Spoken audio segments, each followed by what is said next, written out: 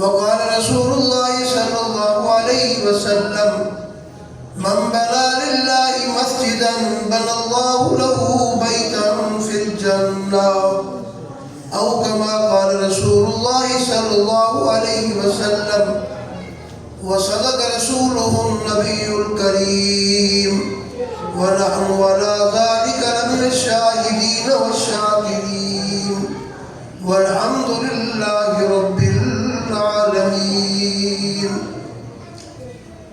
اللہ تبارک و تعالیٰ دی بے انتہا حمد و ثنا آقا نامدار سرور کائنات فخر موجودات رحمت للعالمین مراد المشتاقین سید الاولین والآخرین محمد مصطفیٰ احمد مجتبیٰ حضور خاتم الانبیاء صلی اللہ علیہ وسلم کی ذات اطہر اقدس کے اوپر لاکھوں کروڑوں مرتبہ تحفہ درود و سلام سارے حضرات پڑھ لیں، کوئی زبان خالی نہ رہے۔ اللہم صلی علی سیدنا و مولانا محمد وعلی آل سیدنا و مولانا محمد و بارک وسلم وصلی علیہ۔ پڑھنے اور بھیجنے کے بعد دوستوں، بزرگوں، عزیز ساتھیوں، آج کا یہ پروگرام مدرسہ گلشن آل محمد اور مسجد طلحہ بن زبیر کی جانب سے منعقد کیا گیا ہے۔ یہ پروگرام اصلاحی، روحانی، دینی پروگرام ہے۔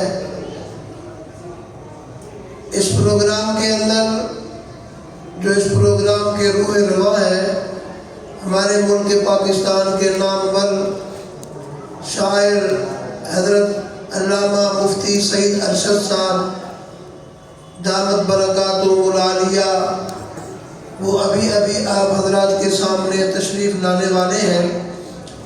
میں ان کی آمد سے پہلے میں تو بیٹھا ہوا تھا، میرا پروگرام بھی نہیں تھا۔ قاری رحمت اللہ صاحب ہمارے عزیز ہیں، انہوں نے حکم فرما دیا، میں ان کی بات کو ٹال نہ سکا۔ ہمارے حضرت اقدس حضرت مولانا نذیر احمد صاحب دامت برکاتہ العالیہ، ان کا گلا خراب ہے، میں نے ان سے عرض کی، انہوں نے معذرت کی، تو میں چند باتیں آپ کی خدمت میں عرض کرنا چاہتا ہوں۔ آپ حضرات توجہ کے ساتھ بیٹھیں گے تو انشاءاللہ فائدہ ہوگا۔ الحمدللہ، جس طرح کہ قاری رحمت اللہ صاحب آپ کو بتا رہے تھے، یہ مسجد اللہ کے فضل اور کرم سے بنی ہے۔ یہ کالونی تھی، اس کالونی کے اندر ہمارے ابا جی رحمت اللہ علیہ کو حاجی محمد اکرم صاحب برف والے، انہوں نے فرمایا کہ ہم کالونی بنا رہے ہیں اور مدرسہ کے لیے ہم ایک کنال جگہ یا دو کنال جگہ دینا چاہتے ہیں، آپ وہاں پر مسجد اور مدرسہ قائم کریں۔ حضرت نے قبول فرما لیا۔ پھر اس کے بعد ایک اور ساتھی تھے، ان کے ذمہ لگایا، وہ اللہ کا بندہ، کام کا بندہ نہیں تھا، وہ اس کو اللہ نے دور کر دیا۔ پھر یہ جگہ کافی عرصہ پڑی رہی۔ قاری رحمت اللہ صاحب احمد پور سیال کے اندر کام کر رہے تھے، تو ہمارے حضرت رحمت اللہ علیہ نے ان کو بلایا اور فرمایا کہ آپ ادھر ادھر کام کرتے ہیں، ہم آپ کو جگہ دیتے ہیں۔ یہاں پر ایک کمرہ بھی بنا ہوا تھا، حضرت ابا جی رحمت اللہ علیہ نے ان کو یہ جگہ دی، انہوں نے ڈیرے لگا دیے، مسجد کی بنیادیں بنوائیں، مسجد کی بنیادیں کھدوائیں، بڑی مضبوط بنیادیں بنوا دیں، پیسہ بہت سارا تھا وہ اس کے اوپر لگا دیا۔ بہرحال وہ پیسہ ذرا زیادہ لگ گیا، اسراف کے زمرے میں لگ گیا، اللہ کو جیسے منظور تھا ویسے ہوا۔ اس کے بعد مسجد بن گئی الحمدللہ۔ پھر اس کی چھت کا مرحلہ تھا، وہ بھی اللہ نے مکمل کروا دیا۔ پھر نیچے اس کی جو چھت کے نیچے یہ فرش ہے اس کا مرحلہ تھا، وہ بھی اللہ نے پورا کروا دیا۔ میں کافی جگہوں کے اندر اللہ تعالیٰ قبول فرمائے۔ ہمارے ابا جی رحمت اللہ علیہ مستجاب الدعوات تھے، انہوں نے جہاں جہاں مسجدوں اور مدرسوں کی بنیادیں رکھی اللہ نے قبول فرمایا اور وہ مسجدیں اللہ کے فضل سے بن گئی اور پائے تکمیل تک پہنچی۔ یہ بھی انہی مسجدوں میں سے ایک مسجد ہے۔ اللہ تبارک و تعالیٰ نے اس کو بھی پائے تکمیل تک پہنچا دیا۔ پھر اس کے اندر مدرسہ قائم ہو گیا، بچے پڑھ رہے ہیں، مسافر بچے ہیں۔ جن جن حضرات نے اس مسجد کے بنانے کے اندر تگ و دو کی، جتنی ان کی وسعت تھی، جس قدر بھی انہوں نے مسجد کی بنیاد کے اندر حصہ ملایا، کوشش کی، انشاءاللہ یہ ان سب حضرات کے لیے یہ مسجد جو ہے صدقہ جاریہ ہے۔ میں نے آپ حضرات کے سامنے حدیث پاک کا ایک ٹکڑا تلاوت کیا ہے۔ جناب رسول اللہ صلی اللہ علیہ وسلم کا ارشاد گرامی ہے، من بنا للہ مسجدا بنى اللہ لہ بیتا فی الجنہ۔ جس بندے نے بھی اخلاص کے ساتھ اللہ کے گھر کی تعمیر کے اندر حصہ ملایا اور مسجد بنوا ڈالی، اللہ تبارک و تعالیٰ کے نبی نے فرمایا بنى اللہ لہ بیتا فی الجنہ، اللہ تبارک و تعالیٰ اس بندے کا گھر جنت کے اندر بنائیں گے۔ آپ نے سنا ہے، آپ کے ذہن میں کئی دفعہ یہ بات گونجی ہوگی، آئی ہوگی، سنی ہوگی آپ نے، ہارون رشید بہت نیک دل بادشاہ تھا، نیک آدمی تھا۔ پہلے جو بادشاہ ہوا کرتے تھے وہ خود بھی نیک ہوا کرتے تھے، ان کے دل بھی نیک ہوا کرتے تھے، ان کے کام بھی نیک ہوا کرتے تھے۔ جو پہلے بادشاہ ہوا کرتے تھے وہ اپنی بادشاہی بھی کرتے تھے، مسجد کے امام بھی ہوتے تھے، قاضی اور قضات بھی ہوتے تھے، نیک بھی ہوتے تھے، مفتی بھی ہوتے تھے، فتوے بھی دیتے تھے، دینی سارے کاموں کے اندر وہ اپنا حصہ ملایا کرتے تھے۔ ہارون رشید بادشاہ کے متعلق آتا ہے، اس نے دل کے اندر خیال جمایا کہ مجھے ایک بہترین قسم کی مسجد بنوانی چاہیے۔ شاہی خزانہ تھا، اس نے مسجد بنوانا شروع کر دی۔ اللہ کے فضل سے مسجد بنتی گئی، بنتی رہی، بنتی رہی، بنتی رہی، بہترین قسم کی مسجد بن گئی، تیار ہو گئی۔ سبحان اللہ۔ اس نے حدیث پاک سنی ہوئی تھی، جس بندے نے اخلاص کے ساتھ اللہ کا گھر بنایا، اللہ اس کا گھر جنت کے اندر بناتے ہیں۔ مسجد بن گئی، لوگوں نے نماز پڑھنا شروع کر دی۔ ہارون رشید کے متعلق آتا ہے، ایک دن رات کو سویا ہوا تھا، خواب کے اندر اللہ تبارک و تعالیٰ نے اس کو جنت کی سیر کروائی۔ جنت کے اندر گیا، دیکھا بہترین قسم کے محل تھے، پوچھا یہ کس کا محل ہے؟ انہوں نے کہا جی یہ آپ کا محل ہے۔ پھر ایک اور محل کھڑا تھا، اس کے متعلق پوچھا یہ کس کا محل ہے؟ تو بتایا گیا کہ یہ آپ کی رعایا کے اندر ایک موچی ہے، موچیوں کا کام کرتا ہے، یہ اس کا محل ہے۔ ہارون رشید نے پوچھا اس نے کون سا عمل کیا ہے؟ فرمایا، ان کو بتایا گیا کہ ہارون رشید تو نے جو مسجد بنوائی ہے اور تو نے پابندی لگائی تھی کہ ساری مسجد میں اپنے خرچے سے بنواؤں گا، وہ اللہ کا بندہ موچی تھا، غریب بندہ تھا، اس کے دل کے اندر داعیہ شوق پیدا ہوا کہ میں بھی مسجد کے اندر اپنی حسب توفیق حصہ ملاؤں۔ وہ رات کو چھپتا چھپاتا آیا اور ایک اینٹ وہ اٹھا کے لایا اپنے گھر سے، اور جو مسجد کی اینٹیں پڑی ہوئی تھی ان کے اندر وہ اینٹ اس نے رکھ دی اور ذرا نیچے چھپا کے رکھ دی، کسی کو علم نہ ہو جائے۔ جب مستری اینٹیں اٹھائیں گے تو میرے والی اینٹ بھی انشاءاللہ اٹھا کے لگ جائے گی۔ اس نے اخلاص کے ساتھ وہ اینٹ رکھی تھی چھپا کے، اور وہ اینٹ مسجد کے اندر لگ گئی، اور وہ اینٹ اس نے جو پھینکی تھی رات کو اتنے اخلاص کے ساتھ پھینکی تھی کہ اللہ تبارک و تعالیٰ کو اس کا اخلاص پسند آیا۔ اللہ نے اس کا گھر بھی जन्नत के अंदर महल की शक्ल के अंदर बना दिया। जब हारून रशीद सुबह बेदार हुआ, उसने सोचा कि मैंने अल्लाह की रहमत को बंद कर दिया अपने माल तक। उन्होंने कहा जी बस ऐसे करो, दिल के अंदर दाइया पैदा हुआ, बस मस्जिद को गिराओ, आम लोगों को इजाज़त देता हूँ कि वो सारे जितनी जिसकी तौफीक है हस्बे तौफीक मस्जिद की तामीर के अंदर हिस्सा मिलाएं।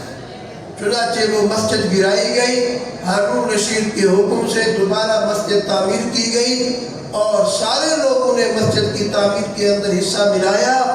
अल्लाह तबारक व तआला की रहमत तो बेपाया है, वसी रहमत है अल्लाह तबारक व तआला की। हारून रशीद तूने अल्लाह की रहमत को बंद करने की कोशिश की है, अल्लाह ने तेरा महल भी जन्नत के अंदर बना दिया और एक ईंट वाले बंदे का अल्लाह ने भी महल जन्नत के अंदर बना दिया। अल्लाह की रहमत कितनी वसी है। नेकी के कामों के अंदर हिस्सा मिलाया करो, जितनी अल्लाह तबारक व तआला तौफीक दे इससे पहलू तही न फरमाया करें। जितनी भी अल्लाह तौफीक दे, अल्लाह का घर जहाँ भी बन रहा हो, मदरसा बन रहा हो, मस्जिद बन रही हो, हस्बे तौफीक उसके अंदर हिस्सा मिलाया करो। ये मस्जिद है, इंशाअल्लाह ये मस्जिद बन रही है, कुछ काम बाकी है, दरवाजे विंडो वगैरह बाकी है। इंशाअल्लाह ये मस्जिद जब मुकम्मल हो जाएगी या मुकम्मल होने से पहले भी जितने लोग इसके अंदर नमाज पढ़ते रहेंगे, नमाजें पढ़ते रहेंगे, कुरान मजीद की तिलावत करते रहेंगे, बच्चे तालीम हासिल करते रहेंगे, जिन जिन लोगों ने इखलास के साथ इस मस्जिद के अंदर, इसके बनाने के अंदर, मदरसे के बनाने के अंदर थोड़ा या ज़्यादा हिस्सा मिलाया है, इंशाअल्लाह ये उनके लिए सदका जारिया होगा।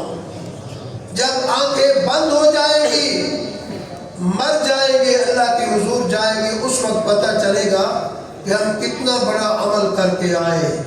और एक और बात भी याद रख लो, ये अल्लाह के नाम के ऊपर दिया करो, किसी के ऊपर एहसान करके भी ना दिया करो। ये अल्लाह का एहसान है तुम्हारे ऊपर कि अल्लाह तुम्हारे थोड़े से माल को या ज्यादा माल को अल्लाह कबूल फरमा लेते हैं, तुम्हें तौफीक दे देते हैं कि तुम अल्लाह के राह के अंदर, अल्लाह के मदरसे के अंदर, अल्लाह के घर के अंदर अपना माल लगा रहे हो। क़ारी रहमतुल्लाह साहब को या किसी और के ऊपर एहसान न लगाया करो, ये उसका करम है कि तुम्हारे माल को कबूल फरमा रहा है, ये उसका करम है। ये जब हम एहसान के तौर पर देते हैं, एहसान लगा के देते हैं, दिखलावे के तौर पर देते हैं, तो ये अमल जो है ये ज़ाय होता है। ला तुब्तिलू सदक़ातिकुम बिल-मन्नि वल-अज़ा, अपने मालों को रियाकारी न करो, इखलास के साथ जो भी करना है वो करो। जो आयत मुबारक मैंने आप हज़रात के सामने तिलावत की थी, 28वां से 12 है, सूरत तारीम है। अल्लाह तबारक व तआला ने इस आयत मुबारक के अंदर ये बात इरशाद फरमाई है, या अय्युहल्लज़ीना आमनू, ओ ईमान वालो, अच्छी तरह सुन लो। ईमान वाले किसको कहते हैं? ईमान वाला वो बंदा हुआ करता है जो अल्लाह की तौहीद के ऊपर कामिल यकीन रखता है। अल्लाह वहदहू ला शरीक है, अपनी ज़ात के अंदर और अपनी सिफात के अंदर अल्लाह के साथ और कोई शरीक नहीं है। अल्लाह अपनी ज़ात के अंदर, अपनी सिफात के अंदर यकता है, अकेला है, कोई उसका शरीक नहीं है। और जनाब मोहम्मद रसूलुल्लाह सल्लल्लाहु अलैहि वसल्लम आखिरी नबी है, आपके बाद नबूवत का दरवाज़ा बंद।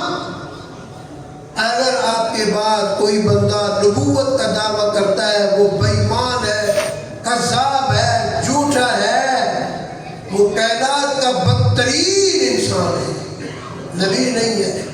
नबूवत का दरवाज़ा अल्लाह ने बंद कर दिया है। हुज़ूर फरमाते हैं ख़ातमुन नबिय्यीन ला नबिय्य बादी, मैं आखिरी नबी हूँ, मेरे बाद कोई नबी नहीं आता। ख़ातमुन नबिय्यीन, हम तो ख़ातम किसको कहते हैं? मुहर को कहते हैं। आजकल तो हमारे यहाँ तो ख़त का रिवाज भी ख़त्म हो गया है। जब से ये मोबाइल वगैरह आए हैं, पहले ख़त हुआ करते थे, लोग चिट्ठियाँ लिखा करते थे, सरकारी आज भी चिट्ठियाँ चलती हैं। तो जो सरकारी चिट्ठी होती है उसके अंदर جس محکمے کی طرف سے چٹھی ہوتی ہے اخیر کے اندر مہر لگاتے ہیں. یہ خاتم کا معنی مہر ہوتا ہے. اللہ کے نبی صلی اللہ علیہ وسلم جب تشریف لائے آپ نے سارے نبیوں کے اوپر مہر لگا دی، بس میں آخری نبی ہوں. جس طرح مہر خط کے آخر کے اندر ہوا کرتی ہے، اسی طرح آپ صلی اللہ علیہ وسلم بھی آخری نبی ہیں، آپ کے بعد کوئی نبی نہیں آنا. اللہ کریم فرماتے ہیں، فرمایا بسم اللہ الرحمن الرحیم یا ایھا الذین آمنوا قوا انفسکم وأهليكم نارا وقودها الناس والحجارة عليها ملائكة غلاظ شداد لا يعصون الله ما أمرهم ويفعلون ما يؤمرون. اللہ میاں فرماتے ہیں، او ایمان والے بندو، اپنے کان کی کھڑکیاں کھول کے سن لو. قو انفسکم، اپنے آپ کو بھی بچاؤ، واہلیکم، اور اپنے بیوی بچے عزیز اقارب سارے لوگوں کو جو تمہارے ساتھ ملنے جلنے والے لوگ ہیں سب کو بچاؤ. اللہ میاں کس چیز سے بچائے؟ فرمایا نارن، آگ سے، جہنم کی آگ سے بچاؤ. اللہ میاں وہ آگ کس چیز سے جلائی جائے گی؟ دنیا کے اندر ہم آگ جلاتے ہیں، لکڑیاں اس میں ڈالتے ہیں، لکڑیوں کے ذریعے آگ کو جلاتے ہیں. فرمایا یہ تمہاری آگ ہوتی ہے، لکڑیوں کے ذریعے جلتی ہے. اللہ میاں فرماتے ہیں جو جہنم کی آگ ہے اس کا ایندھن جو ہے وقودها الناس والحجارہ، جس کا ایندھن جو ہے وہ انسان ہوں گے اور پتھر ہوں گے. انسان جو گناہ گار ہوں گے، کافر ہوں گے، ان کو جہنم کے اندر ڈالا جائے گا. وہ جہنم کی آگ کو بھڑکائیں گے، وہی جلیں گے. اور فرمایا والحجارہ، پتھر کے ذریعے اس آگ کو جلایا جائے گا، پتھروں کے ذریعے اس آگ کو جلایا جائے گا. اتنی سخت آگ ہوگی جس کی کوئی انتہا نہیں ہے. وقودها الناس والحجارہ، وہ آگ جو ہے آج بھی مشہور ہے کہ یہ اینٹیں کہاں سے آئی ہیں، یہ بھٹے سے آئی ہیں. بھٹے کے اندر کیا جلتی ہے؟ بھٹے کے اندر لکڑیاں جلتی ہیں. کیا چیز جلتی ہے؟ کہتے ہیں ہاں لکڑیاں جلتی ہیں. بعض بھٹے ایسے ہوتے ہیں ان کے اندر جناب کوئلہ جلتا ہے، اور کوئلے کی آگ جو ہے بڑی سخت ہوتی ہے. فرمایا والحجارہ، حجارہ پتھر، پتھر اس میں ڈالے جائیں گے اور وہ جب اس آگ کو بھڑکایا جائے گا، جلایا جائے گا.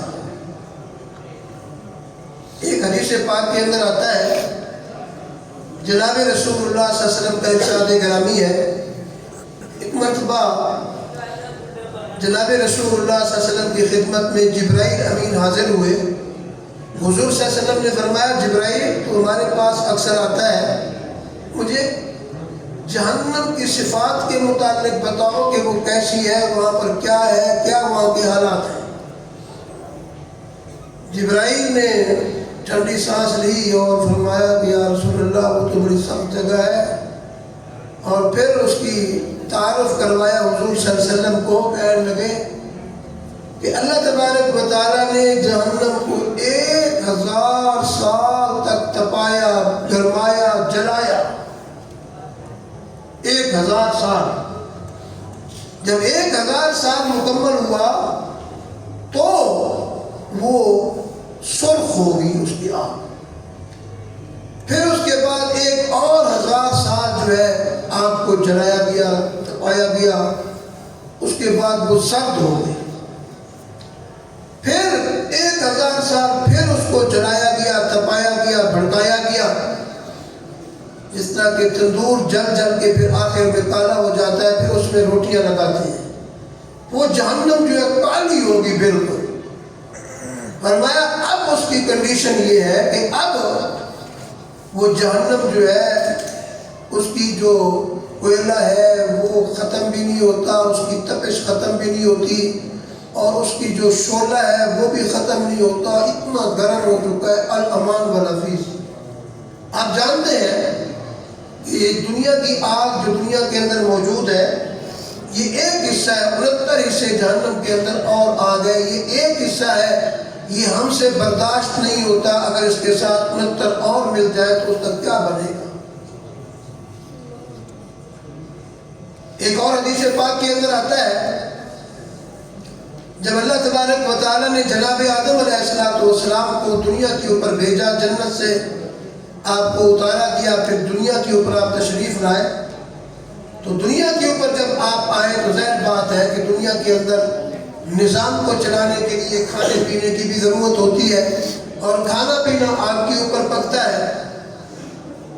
تو اللہ تبارک و تعالیٰ نے جناب جبرائیل علیہ السلام کو فرمایا کہ تم ایسے کرو، جہنم کا سپرنٹینڈنٹ، دروغہ، ملک، اس کے پاس جاؤ، اس کو کہو کہ آدم علیہ السلام دنیا کے اندر مکین ہو گئے ہیں، وہ دنیا کے اوپر چلے گئے، ان کے لیے آگ کی ضرورت ہے، تھوڑی سی آگ تو دے دو۔ حضرت جبرائیل علیہ السلام تشریف لے گئے دروغے کے پاس، سپرنٹینڈنٹ کے پاس، جو جہنم کا دروغہ تھا، اس کو کہا کہ تھوڑی سی آگ چاہیے، تو سپرنٹینڈنٹ نے پوچھا کتنی دے دو؟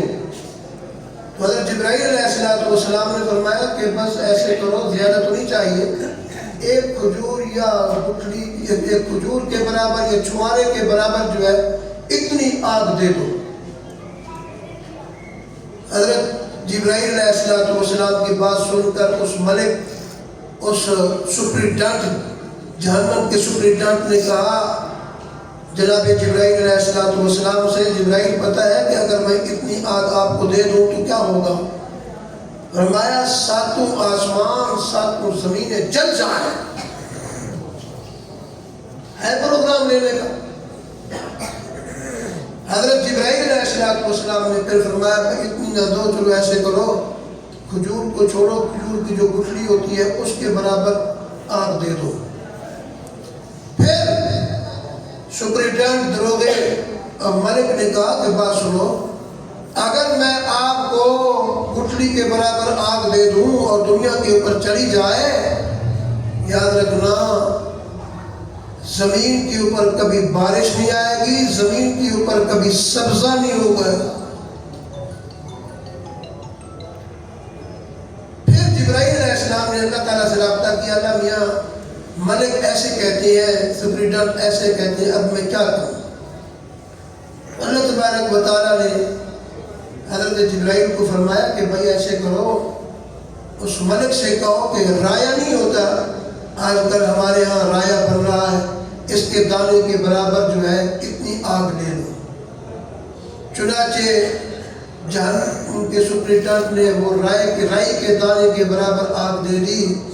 حضرت جبرائیل علیہ السلام نے اس کو اس رائی کے دانے کے برابر جو آگ تھی، اس کو ایک نہر تھی، نہر کے اندر 70 مرتبہ غوطے دیے، غوطے دینے کے بعد پھر اس کو ایک مضبوط پہاڑ کے اوپر رکھا، وہ مضبوط پہاڑ جل گیا۔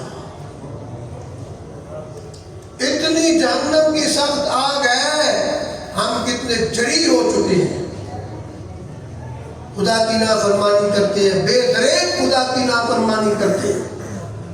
قرآن تو کہتا ہے وقودها الناس والحجارہ، قوا انفسکم واہلیکم نارا وقودها الناس والحجارہ علیہا ملائکۃ، فرمایا جہنم بہت سخت جگہ ہے، الامان والحفیظ، الامان والحفیظ علیہا ملائکۃ، فرمایا اس کے اوپر فرشتے مقرر ہیں جو تند خو ہے، بڑے سختی کرنے والے ہیں، نرمی ان کے اندر نہیں ہے۔ غلاظ شداد لا یعصون اللہ، وہ ایسے ہیں وہ اللہ کے حکم کے بڑے پابند ہیں، لا یعصون اللہ ما امرهم، وہ اللہ کے حکم کی نافرمانی نہیں کرتے، ویفعلون ما یؤمرون، وہ سراپا اطاعت ہے، ان کو جو بھی حکم ملتا ہے اللہ کے حکم کو پورے کرنے والے ہوتے ہیں، وہ اپنی منمانی نہیں کرتے، رب کے حکم کے منتظر رہتے ہیں۔